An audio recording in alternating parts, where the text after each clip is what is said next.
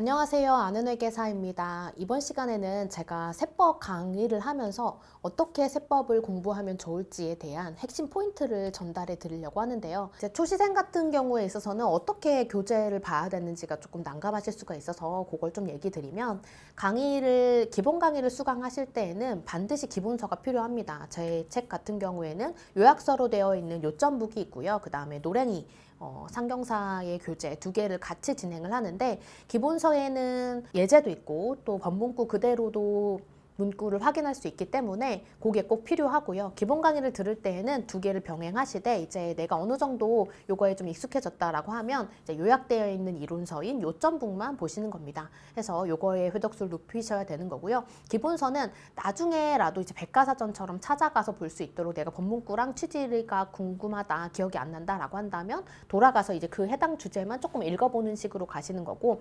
계속해서 가져갈 책은 요점북 같은 요약서가 되는 겁니다. 그래서 그걸로 객관식 세법 강의를 들으실 때도, 객관식 세법 문제집을 풀으실 때에도 그때도 요점북을 활용하시면서 가져가시면 되고, 기본서는 뒤로 갈수록 거의 안 보는 책이 되는 거죠. 요점북만 가지고 가시면서 이론을 정리하시면 되고요. 그리고 객관식 세법 이제 진행하고 나서, 그럼 이 객관식 세법 문제집 어느 정도 회독을 해야 되나요? 라는 질문도 굉장히 많이 하세요. 저는 5회독 정도는 추천을 드립니다. 물론 이 회독수를 높일수록 문제를 전수로 다 푸는 건 아닌 건 아시죠? 뒤로 갈수록 문제 수는 줄어들 테니까 5회독 하는 게 그렇게 어렵진 않으실 거예요. 그래서 시험장 들어가기 전까지 5회독 정도는 해야지 나한테 숙달될 수 있지 않나 라고 생각합니다. 세법은 양도 많고 외울 것도 많다 보니까 제가 반복의 반복을 계속 강조드리는데, 이렇게 반복의 반복을 하는 방식으로 객관식 세법 강의 같은 경우에도 구성을 하고 있거든요. 먼저 객관식 세법의 강의를 구성할 때는 일반적인 강의 구성과 동일하죠. 일단은 먼저 이론 설명을 컴팩트하게 진행을 하고요. 그런 다음에 이론 설명하고 나서 이제 문제를 풀 텐데, 이 객관식 문제를 풀기 전에 여러분들이 아주 잘 아시는 제 목차 총정리 강의에 있는 거, 요거 객관식 세법 강의에서 진행하는 내용 중에 하나입니다. 그래서 이론 정리를 하고 나서 문제 풀기 전에 한 번 더 이제 목차 총정리를 하면서 어떤 내용이 있는지 요약적으로 훅 훑어보는 거죠. 그리고 나서 문제를 풀고요. 그런 다음에 다음 차시에 이제 저는 이제 실강으로 수업을 진행하니까 다음 날에 오시면 그 전날에 수업했던 것들에 대해서 OX를 한번 풀어봅니다. 그러면 그 전날에 수업했던 거 집에 가서 복습을 하셨겠죠. 인강으로 수강을 하셨다라고 한다면 해당 회차에 대한 거 복습하셨겠죠. 강의 끝나고 나서. 그런 다음에 이제 수업을 들을 때 요 첨부 파일로 OX가 올려져 있을 거예요. 그러면 그 전날에 공부했던 거, 학습했던 거에 대해서 한 번 더 OX로 점검을 하면서 말문제를 한 번 더, 이론을 한 번 더 정리를 하실 수 있을 거고요. 그리고 나서 이런 식으로 계속해서 챕터별로 수업을 진행하고 나서 이론 정리하고 목적 총정리하고 문제 풀고 OX 풀고 이렇게 하고 나서 이제 한 세목이 끝나고 나면 진도별 모의고사를 한 번 더 봅니다. 진도별 모의고사가 중요한 이유는, 여러분들이 챕터별로 공부를 할 때는 그걸 세로 풀기라고 하죠. 챕터별로 공부를 할 때는 그거에 관련된 내용들만 계속해서 나오고 문제도 있고, 그렇기 때문에 생각보다 쉽게 문제를 풀 수가 있어요. 그 주제에 좀 몰입이 되어 있거든요. 그런데 한 세목이 끝나고 나서 챕터들을 다 모아놔서 문제를 풀게 되면 생각보다 이거 분명히 기출문제였고 다 문제 푼 거고 한데, 그런데도 불구하고 모아놨다는 이유만으로 굉장히 당황스럽고 문제가 풀기 접근이 어렵게 되실 수가 있습니다. 그렇기 때문에 또 한 세목이 끝나게 되면 세목에 있었던 기출문제 중에서 이제 뽑아가지고 하프 모의고사로 구성해서 진도별 모의고사를 한 번 더 보는 거죠.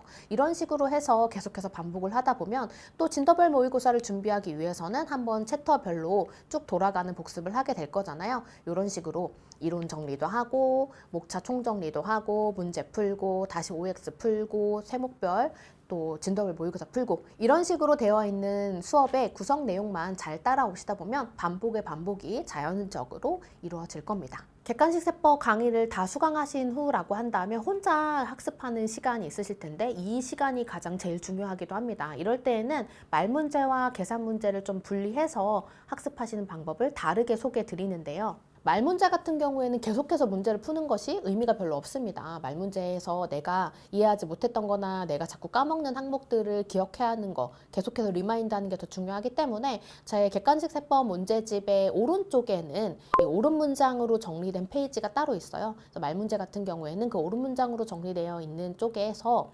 반복되는 문장은 지우려고 제가 많이 노력을 해서 정리해 놨으니까 그쪽을 보시면서 내가 계속해서 틀리거나 잊어버리거나 아니면 생소하거나 뭐 이런 항목들을 좀 표시하면서 그거를 표시한 걸 계속해서 읽는 걸로 회독수를 높이시고요. 계산 문제 같은 경우에 있어서는 우리 1차 시험은 타임 어택이 굉장히 중요하다라고 했었죠. 그러니까 계산 문제 제가 몇 문제로 구성이 되어 있는지 말 문제, 계산 문제 또 앞에 그 객관식세법 맨 처음에 시작할 때 앞쪽에 이 문제 구성을 해놨으니까 계산 문제의 문제 수에 따라서 내가 하루에 몇 문제를 풀어야겠다 요거를 정하시고 그런 다음에 시간을 재고서는 타타타타 푸는 연습을 하시는 것이 중요하겠습니다. 그래서 나중에 이제 회독서를 올리실 때에는 이론 보고 그 다음에 문제를 풀고 이렇게 하지 마시고요. 효율적인 학습 방법은 이 문제를 먼저 타타타타 푼 다음에 그런 다음에 내가 여기에서 틀렸다, 뭐 실수를 했다 이런 부분 체크하시고 또 어느 부분에 이론이 비어 있었는지를 다시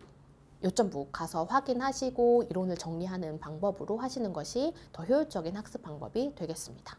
다음은 가로풀기의 중요성인데요. 세로풀기라는 거는 챕터별로 쭉쭉쭉쭉 문제를 푸는 것을 말하고 가로풀기는 예를 들면 챕터의 1번 문제를 계속해서 넘기면서 푼다라는 거를 가로풀기라고 하죠.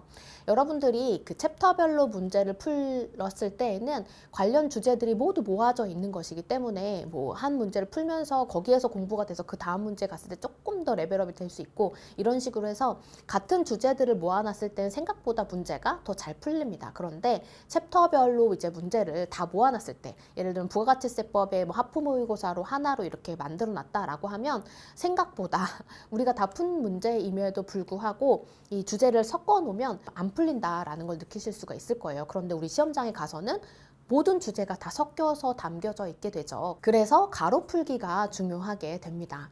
그렇기 때문에 저는 이제 객관식세법 강의를 구성함에 있어서도 세목이 하나 끝날 때마다 모든 챕터의 내용이 구성되어서 하나의 세목별 하프 모의고사가 될 수 있도록 20문제를 구성을 해서 넣어놓은 모의고사를 준비해 놨는데요. 이 모의고사를 풀면서 한 챕터에 있는 내용만 푸는 것이 아니라 각 챕터별의 모든 내용이 구성되어 있는 한 세목의 가로풀기의 연습이 되실 거예요.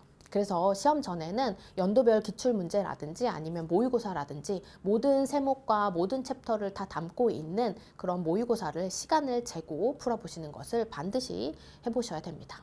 1차 시험이 다가올수록 회계세법 말고도 다른 과목들을 하실 것들이 굉장히 많죠. 특히 회계사 같은 경우에는 과목 수도 많기도 하고요. 그렇지만 회계와 세법이 가장 기본이 되는 과목이기 때문에 오랜 시간 다른 과목들 때문에 이걸 놓치시면 안 됩니다. 그래서 적절하게 계획을 짜셔서 하루에 30분만이라도 회계와 세법을 볼 수 있는 걸로 짜서 효율적인 수험생활 하시길 바라겠습니다.